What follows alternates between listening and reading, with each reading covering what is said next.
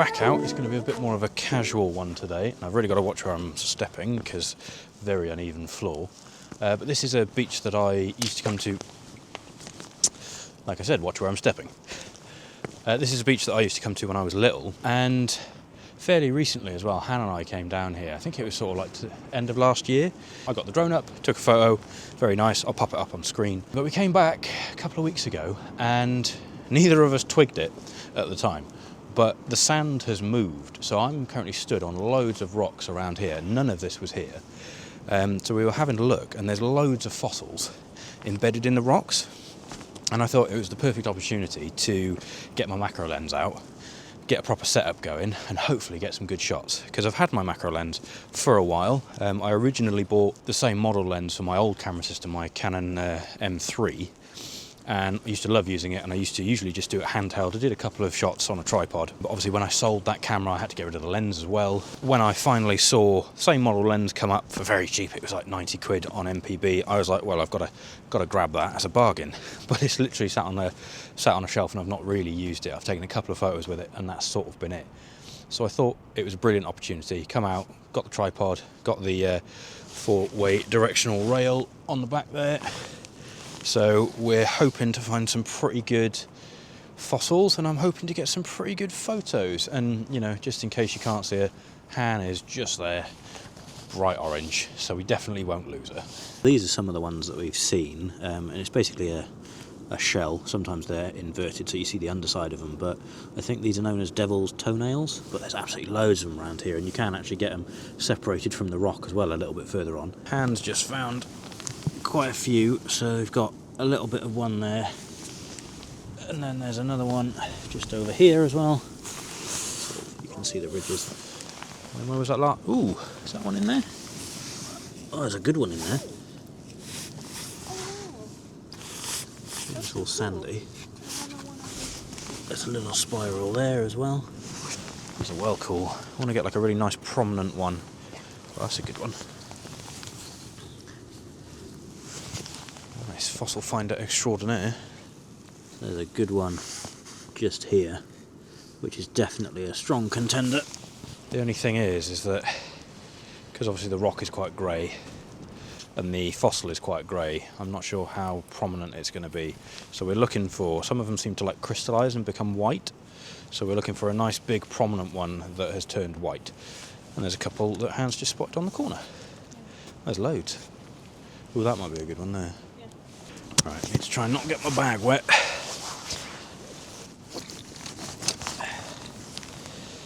Han has found a very nice one that's got some really good white crystallised bits, but you can actually see more of the outline of it as well. What I'm planning on doing is getting as low as I possibly can.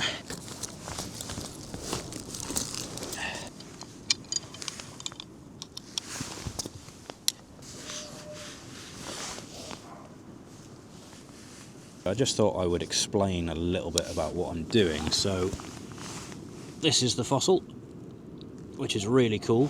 I'll actually get a couple of pictures on my phone, to be honest. And then here is the setup. So I've got 2 LED lights just to give a little bit of extra light. And I've tried to get the tripod as low as possible, but at the right distance from the ammonite itself, because this lens, this macro lens, doesn't operate in the same way that a normal lens does. The focusing ring basically sets the macro scale as opposed to focusing like a normal camera. So you have to keep the camera at a specific distance, which is what this rail here is for. So it's a 4-way rail, so you can slide down and then across. And basically it means that I can make micro adjustments to get the focus in, and I can get multiple shots. So if we have a look here, you can see there's some little red speckles. That's the focus peaking. But if I turn the knob here, you can see that they start to move, and that basically means that there's different points in focus.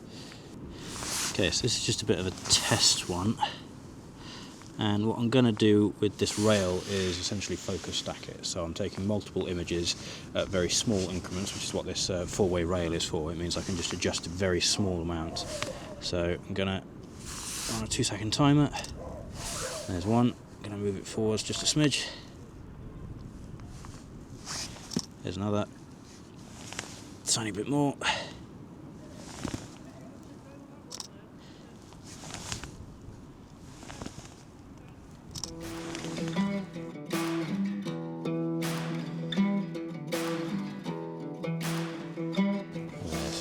Han's just over there, definitely not going to lose her, and there is a dog having a great time over there.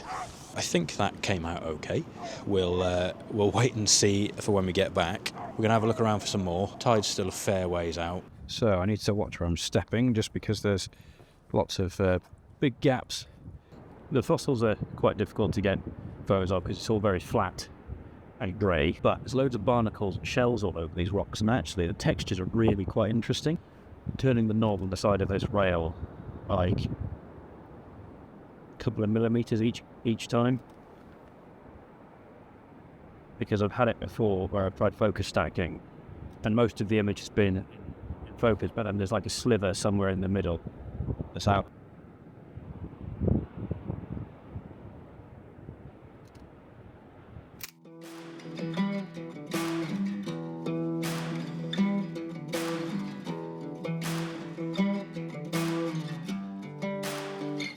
Here we go, see if we can catch up with Han now. I mean, it's cold. I've got quite a few layers on and there's a couple of dog walkers, but the beach is basically empty, which is just amazing to be out shooting with a beach basically to yourself. Now, I haven't tried shooting macro photography for a really long time, and like actually setting up and slowing down is quite a nice change of speed. It was challenging earlier with the fossils just because it was so flat. Like I said, I wanted to try and find one that sort of stuck out from the rock a little bit more, and it was quite difficult to find that. So we're coming over to the other side of the beach and hopefully we can get one over here. But it was just nice to do something a little bit different. Like normally it's very grand landscapes that I try and shoot, whereas this, trying to look for compositions on such a small scale, I think I got some good shots over there with the shells and the barnacles. And trying to look for a composition in something that small is actually a really nice change of speed. So whether or not the photos are amazing or not, the experience has been really good and very fun, and I've enjoyed it quite a lot. Just looking for fossils, I'm so excited finding these fossils because they are just amazing, and you think they're hundreds of thousands, millions of years old. If I can flip you around behind me, you can see in the cliff behind me all of the different layers, so you get that on the floor as well. So I'll pop up some of the drone shots that I got last year.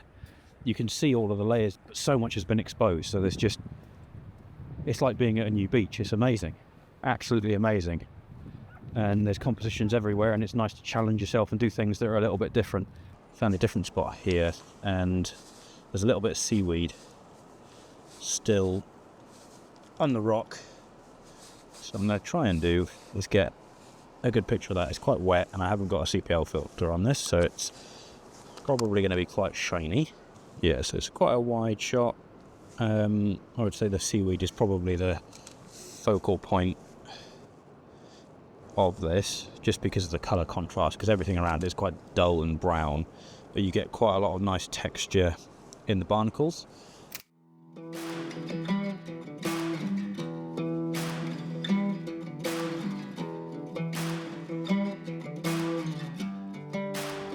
There's a nice little setup just there. This is actually going pretty well based off what I'm seeing at the back of the camera.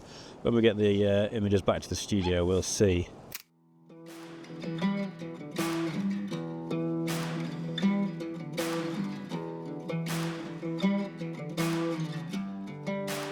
Macro photography throws off the scale quite a bit, and it can be really confusing trying to understand how small something actually is. So I will get a picture of my glove next to the seaweed and then the barnacles that I just shot. So that's the great thing about macro photography, is it just makes everything look so big and lifelike, which is really nice because you get to see the world in a completely different way.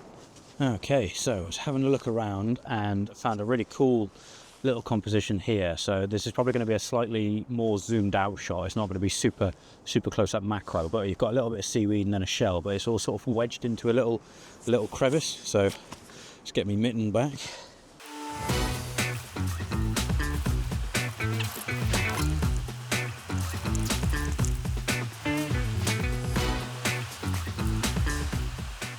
So yeah, I've got one of the like little conical shells, not sure what they're called, but it's on the roof of this little crevice, and then underneath it is a nice bit of green seaweed.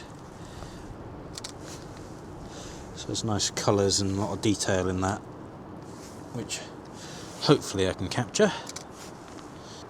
Might have mentioned it earlier, but I had one of these lenses for my old Canon system, and even brand new, they've got a Mark II out now, so this is the older model, but the Mark 1 and 2, they're about 150, 160 pounds, so they're quite budget. It's fully manual lens, very, very weighty, it's all metal construction, but they do a fairly good job. They're a 1:1 macro. You can get 2:1 macro, so like super zoomed in, but this is pretty good for run and gun style of shooting, but it's not very expensive in the grand scheme of lenses. It's a very niche lens, there's not a lot else you can do with it. You can do slight portrait shots with it when it's fully retracted in, but other than that it's fairly niche. But if you're interested in macro photography, it's a great little lens to just sort of have, because they're not very expensive. I mean, I said I got this one, I think it was like new condition from MPB, and it was, I think, 93 pounds or something like that. So if you've already got your camera and you want to get into it, you can just start with the lens. If you shoot on a bright sunny day, not like today, you can actually just handhold a lot of this stuff. So that's what I did when I started out. A lot of it was plants, as I said earlier, a lot of flowers. So if you go to a botanical garden or something, there's loads of subjects that you can get really close to, and you know, you can photograph like the pollen, bees if you can try. One of my favourite photos that I got early on was actually of I think it was a bee. It was a bee, and it was on a flower, and the edit isn't amazing. It was back when I used to shoot in JPEG rather than RAW, but the photo itself, absolutely love it.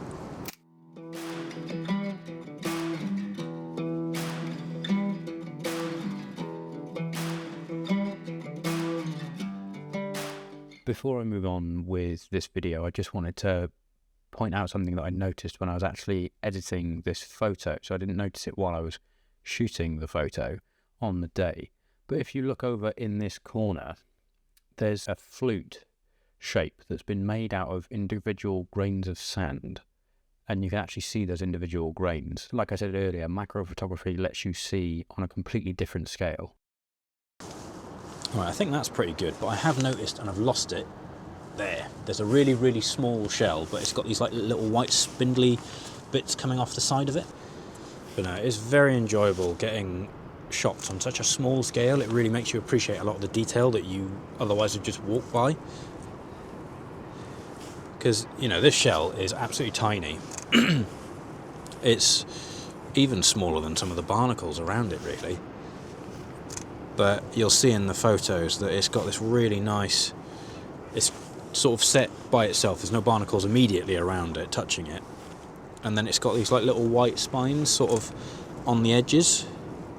Don't know if that's just part of the shell being worn down.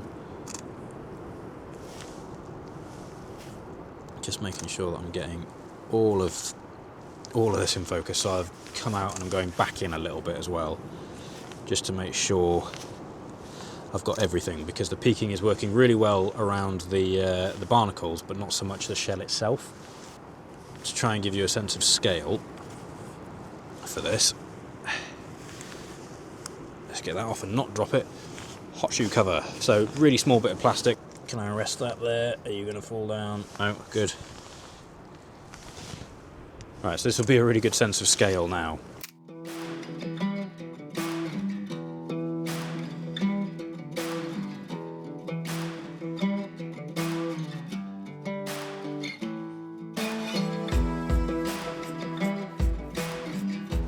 So as I said earlier, if you're thinking about getting into macro photography, I would suggest using what you've got to start with. You might find that your lens has actually got a macro mode where it can focus a little bit closer. Or just if you've got a camera that's got a zoom lens, use that and try and get as close as you can with it. You can always crop in a little bit in post as well. But try and do a little bit of macro photography before you start buying kit. If you can find a magnifying glass sort of lying around the house, that's great. If you can find a way to prop it up in front of something, it takes a bit of doing. And like I said, I'll try and find some of the pictures that I got when I first started with a magnifying glass. You know, aside from the centre, everything around it is well out of focus and very fuzzy and soft. So you're not going to get amazing results, but you should be able to determine whether or not you actually like the process of trying to find macro stuff. The best bit of advice I would give you if you decide to get a lens or anything like that is be patient. They don't work, or at least this manual type of macro lens doesn't work in the same way that a normal lens does. So it's not a case of you twist the dial and it'll focus on what's there. You twist the dial and that sort of adjusts the actual magnification, which is why we've got the rail to then move the camera to sort of manually focus the camera in and out. I'm glad I stuck with it. I very nearly sent the lens back same day that it arrived, really, because I just got so frustrated with it that I couldn't use it straight away. So be very patient. It takes a bit of doing, but when you do get there, you'll get some amazing results. This might be quite a noisy shot. I've had to bump the ISO up to 6400 just to get things in shot, because I thought I'd take a video and show you how the focus works for this. Now that we're here, the shell here is in focus, and then some of the barnacles around it are as well. So if I slowly start to pull the dial on the rail back, you can hopefully see that more of the barnacles and the shell sort of in the bottom and the right hand side have started to come into focus a bit more. Twist it a bit more, you can see some of the barnacles up at the top left have come in, and some at the top right as well, and a little bit more. Because the aperture we're on f11 at the moment is quite stopped down, so most of this stuff is going to be in focus, which is quite good. But you can see just very, very small adjustments here mean that loads of the frame has come into focus, but the shell now in the middle is actually out of focus.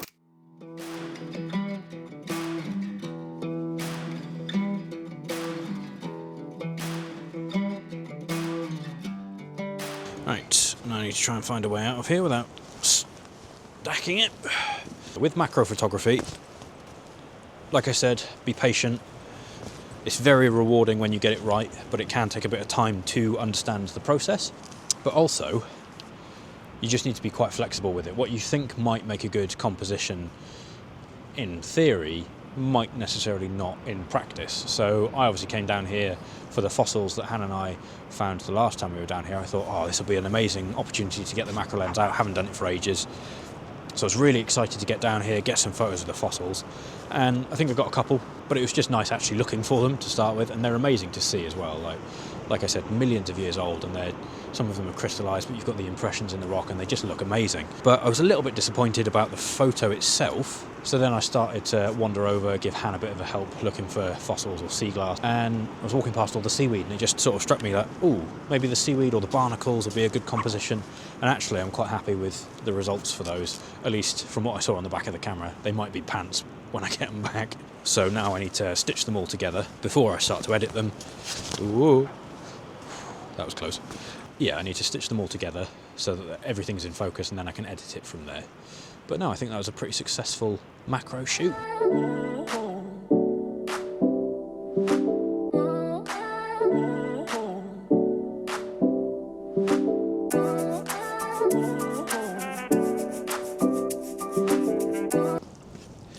Oh shit, wet feet. This is why you wear your old boots.